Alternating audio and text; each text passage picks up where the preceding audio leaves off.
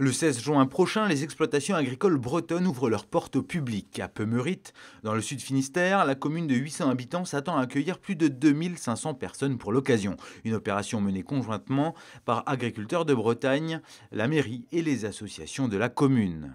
On ne met rarement à disposition un livre d'or, mais je peux effectivement confirmer que les propos que l'on peut entendre le jour même sont forcément à l'avantage des éleveurs et de la façon dont ils travaillent.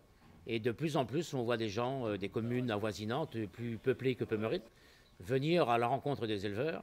Et c'était pour eux une découverte dans le bon sens du terme. L'objectif est que sur la commune, des gens convergent de tous horizons bigoudins et extérieurs pour voir l'agriculture locale, sa dynamique, son organisation et passer un temps d'échange entre monde agricole et citadin. Les gens ils vont venir, ils vont voir déjà qu'est-ce que c'est une vache, les veaux, tout ça, et comment on travaille, les bâtiments, tout ça, et surtout il y a le repas, et c'est ça que ça va être assez convivial, je suppose, quoi.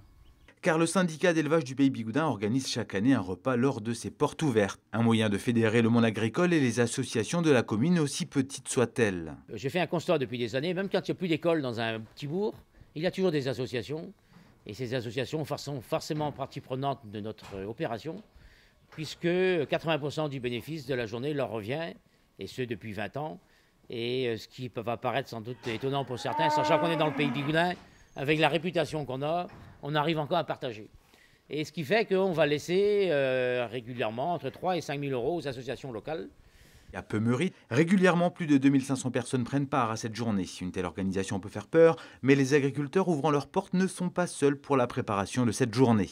Parce que souvent, ce qui est la hantise des éleveurs, c'est tout ce qu'il y a à mettre de côté, à ranger, et pour que ce soit propre et praticable par tout le monde, y compris les enfants. Les éleveurs voisins qui, eux, ne vont pas ouvrir leurs portes, vont donner un coup de main. S'il y a une CUMA, les éleveurs de la CUMA vont aussi crocher dedans. Ce qui fait que le jour J, on a un élevage qui est bien rangé.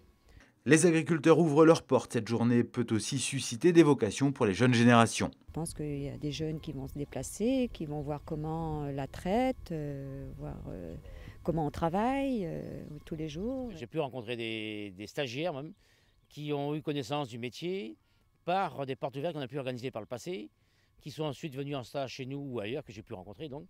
Et ce sont les portes ouvertes qui les ont motivés. Entre le repas et la traite du soir, des démonstrations de matériel sont au programme. Pour séduire un large public, les associations et artisans locaux sont aussi de la partie. On sollicite également les artistes, artisans, commerçants locaux quand il y en a, pour venir présenter leurs créations, leurs objets à vendre. De même qu'on sollicite tous les producteurs locaux, petits producteurs j'entends, qui habituellement font les marchés, les circuits courts sont aussi mis en avant. Organisée par Agriculteurs de Bretagne, la journée porte ouverte se déroule cette année le 16 juin.